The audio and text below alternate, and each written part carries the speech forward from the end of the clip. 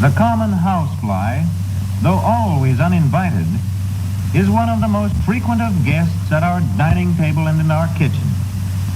If all of us realized the fly's filthy habits and how it endangers our health and our lives, we would wage a constant war against it. The common housefly is one of the most deadly spreaders of disease. In order to control or destroy this dangerous pest, we must know the story of its life and its habits. The housefly usually lays its eggs in animal refuse. Here, the heat given off by the decaying and rotting refuse helps to incubate the eggs. The mother fly lays her eggs with this long tube. Eggs. The white masses below this fly are clusters of eggs. Here you see them highly magnified. About 100 eggs are laid at one time, but each mother fly may lay 5 batches during her life. Eggs. Under favorable conditions, these eggs will hatch within 24 hours into slimy larvae which we call maggots. These maggots are wriggling creatures less than 1/4 of an inch long. The head is at the pointed end. There is a knob on the head which the maggot uses to pull itself along. The maggots feed and grow in the filth. Their soft, juicy bodies are relished by barnyard chickens who uncover them by scratching. The chickens are unable to find and devour all of them. The maggots dread sunlight, so when they are uncovered, they immediately begin to dig into new hiding places. After about 1 week, the maggots dig down deeper. Here, the last skin of the maggot shrivels up and becomes the dark brown protective coat of the pupa. This third stage usually lasts about 5 days, unless it is late in the fall. Then it may remain as a pupa through the winter.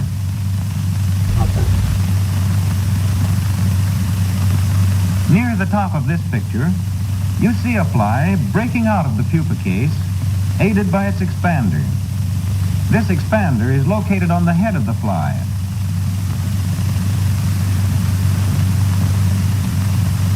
When the body juices flow into the expander, it swells and breaks open the pupa case.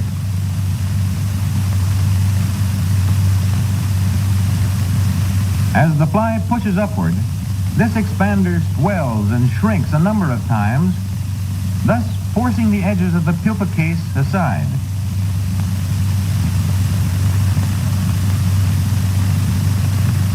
With great effort, the fly fights its way out from this magic chamber. Eggs. The young fly's struggle to live has just begun.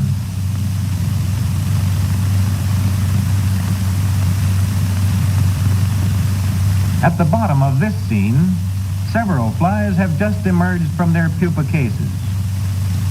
At this time, they are a few inches below the surface of the ground. The flies begin to crawl toward the surface.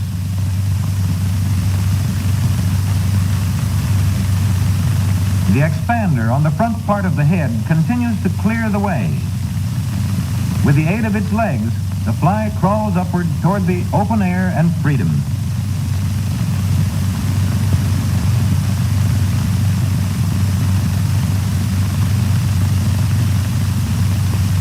This fly has been taken out of the ground to show you how its expander works.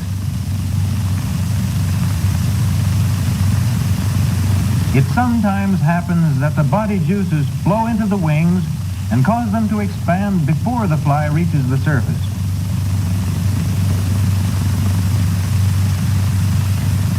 When this happens, the expander ceases to work and the wings anchor the fly in an underground death chamber.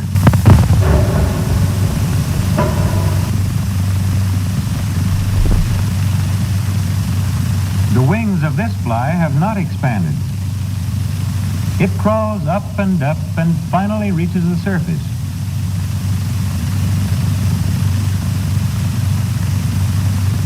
Now, after the fly has emerged, the juices flow out of the expander and into the wings, causing them to unfold.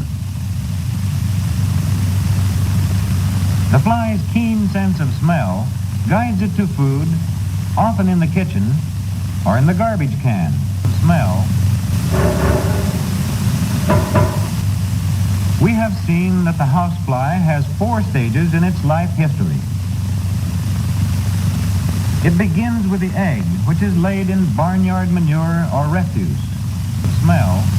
Then follows the maggot stage, during which the creature feeds and grows. When full grown, the maggot passes into a resting stage, the pupa. This is followed by the 4th or adult stage of the fly.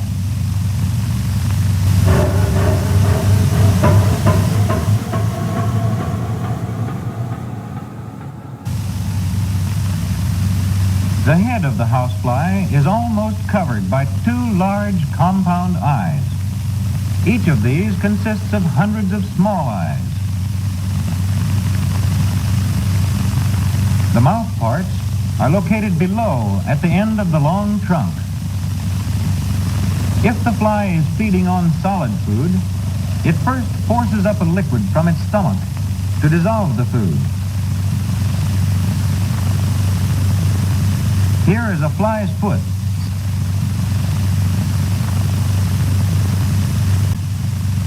We will let a fly walk across this specially prepared gelatin plate. This view, taken a few days later, shows that the fly's tracks have become thread-like lines, which are colonies containing millions of germs. Here you see some of them under a microscope. They are the germs of typhoid fever. Because of their filthy habits, flies may carry such germs to our food. Typhoid and summer diarrhea are nearly always brought by flies. Not only do flies carry germs on their bodies, but since they feed on filth, they take the germs into their stomachs.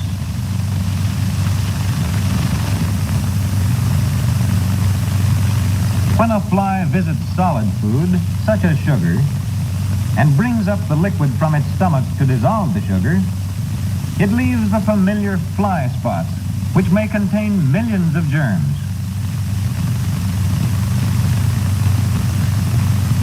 Here are the offspring of a single mother fly, and each one of these female flies in turn will have millions of offspring by autumn. Therefore, it is wise to destroy the early spring flies. Flies may be controlled in homes by means of fly paper, the fly swatter, and screens on windows and doors.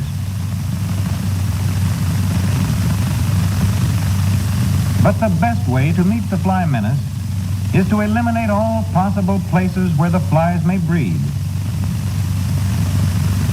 Manure heaps, unless sprayed with poisons, should be removed every other day. A huge garbage dump like this is a disgrace to a community. It is not only unsightly, but offers a breeding place for flies. Garbage should be placed in a can with a cover to keep out flies.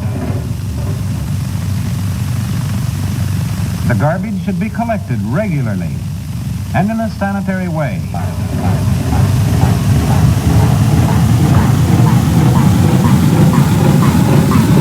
The best modern way to dispose of garbage is to burn it in an incinerator. Thus, if the entire community cooperates, the housefly, carrier of filth and disease, menace to the health of all mankind, can be controlled.